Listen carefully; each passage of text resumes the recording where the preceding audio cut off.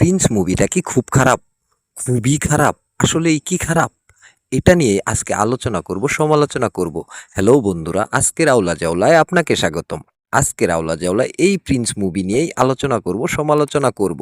তো বন্ধুরা চলেন শুরু করে দেই আজকের আওলা জাওলা। চিয়ার্স। যেদিন থেকে প্রিন্স মুভির ঘোষণা এসেছে সেদিন থেকেই সাকিব ফ্যানদের মনে উৎসাহের একটা আমেজ বয়ে যাচ্ছিল।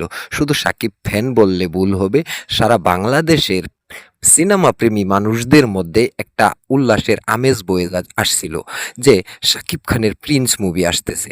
শাকিব খানের মুভি মানেই একটা প্রত্যাশার জায়গা। শাকিব খানের মুভি সিনেমায় রিলিজ হলেই মানুষ দৌড়ে চলে যায় সিনেমা দেখতে, যেমনটা আমিও যাই ঠিক এইভাবে। এইভাবে যাওয়ার পর যখন সিনেমাটা খুব ভালো হয় তখন তার প্রশংসা করি, যখন খারাপ হয় তখন আমাদের প্রত্যাশা বা আমাদের প্রাপ্তিটা যখন পূরণ না হয় তখন হতাশ হয়ে এই রকম করি। প্রিন্স মুভিটা কত লেভেলের হতাশ করেছে এই নিয়ে এখন আলোচনা করব। প্রিন্স মুভিতে অভিনেতা অভিনেত্রীরা যথেষ্ট ভালো অভিনয় করেছে এটা বলতে হবে, আর নিঃসন্দেহে শাকিব খান ভালো অভিনয় করেছে। একদম উনার গায়ে যে জোশ ছিল সেই জোশ দিয়ে অভিনয় করেছে। যেমন তুফান, বরবাতে যে রেকর্ড উনি করেছিল ওই বরবাদ তুফানের মতো জোশ রেখেই অভিনয় করেছে। কিন্তু হতাশটা হলাম আমরা কোথায়? হতাশ হলাম প্রথমে গল্পে ওনারা যে টুইস্ট রাখতে চেয়েছিল সেই টুইস্টটা ওনারা রাখতে পারেনি। ওনারা ভেবেছে দর্শক এটা বুঝে যাবে, কিন্তু দর্শক সেটা বুঝেনি, বুঝাতে পারেনি, ব্যর্থ হয়েছে পরিচালক বা যে গল্প লিখেছেন সে। সঠিক বলেছেন।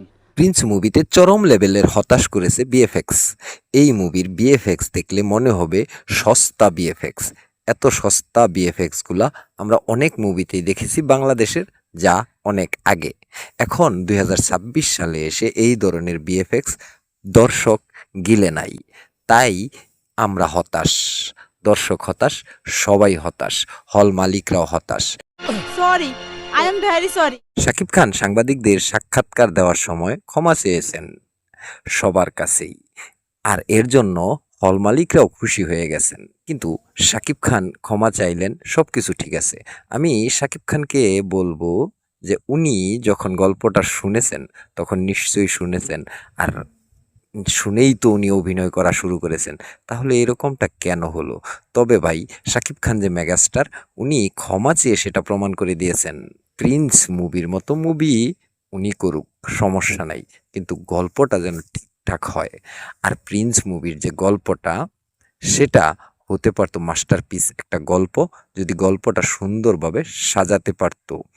তবে ভাই যাই বলেন না কেন, ওনারা প্রিন্স 2 এর ইঙ্গিত দিয়েছে। যদি প্রিন্স মুভি এইভাবে মুখ থুবড়ে না পড়তো, মুখ থুবড়ে পড়েনি, ব্যবসায় কিন্তু এখনো প্রিন্স সবার আগে। একটা সিনেমার নাম বলো যে সিনেমাটা প্রিন্স এত কোটির পরেও প্রিন্সকে উতরে গেছে। কিন্তু দর্শকদের হতাশ করেছে। আমার মনে হয় দর্শকরা যদি হতাশ না হতো তাহলে প্রিন্স 2 আমরা পেতাম। এইটা তুই ঠিক কথা কইছস। শাকিব খান বাংলাদেশের সবচেয়ে বড় সুপারস্টার, আর সবচেয়ে বড় সুপারস্টারের কাছে আশাটাও থাকে দর্শকের অনেক বড়। ইস, মিথ্যে কথা। আমি একটা ভিডিও বানাইছিলাম যে ভিডিওতে ঈদে যে মুভিগুলো রিলিজ পাবে সেই মুভিগুলো কোনটা কত নাম্বারে রেখেছি এইভাবে। আমি সেইখানে প্রিন্স মুভিটা 2 নাম্বারে রেখেছিলাম আর বনলতা এক্সপ্রেসকে 1 নাম্বারে রেখেছিলাম। তো আপনারা যদি ভিডিওটা দেখতে চান আমি ডেসক্রিপশনে লিংক দিয়ে দেবো, আপনারা দেখে নেবেন। সেখানে আমি একটা কথা বলেছিলাম যে শাকিব খানের ফ্যানরা এত তাগড়া ফ্যান, শাকিব খানের মুভি 2 বার করে দেখে হলেও এই মুভিকে হিট করিয়েই ছাড়বে। মুভি কিন্তু হিট, কিন্তু তারপরেও যে আশা নিয়ে দর্শক হলে ঢুকে মুভি দেখতে, সেই আশাটা পূরণ করতে পারে নাই শাকিব খানের প্রিন্স। করতে এলাম নালিশ আর ধরিয়ে দিল কলা। সামনের কুরবানির ঈদে শাকিব খানের রকস্টার মুভি রিলিজ হবে, আর সেই মুভির জন্য শুভকামনা জানাচ্ছি আগে থেকেই। সাব্বাস পাইটনা, সাব্বাস। প্রিন্স মুভিটা আপনার কতটা খারাপ লেগেছে, কতটা ভালো লেগেছে সেটা কিন্তু কমেন্ট করে জানাবেন। আর আমার ভিডিওটা কেমন লাগছে সেটাও কমেন্ট করে জানাবেন। আমার চ্যানেলটাতে নতুন হয়ে থাকলে চ্যানেলটা সাবস্ক্রাইব করবেন, পাশে থাকা বেল বাটন অন করে দেবেন। আজ চলে যাচ্ছি, আবার দেখা হবে নতুন কোনো ভিডিওতে। সে পর্যন্ত সুস্থ থাকবেন এই কামনাই করতেছি। আল্লাহ হাফেজ।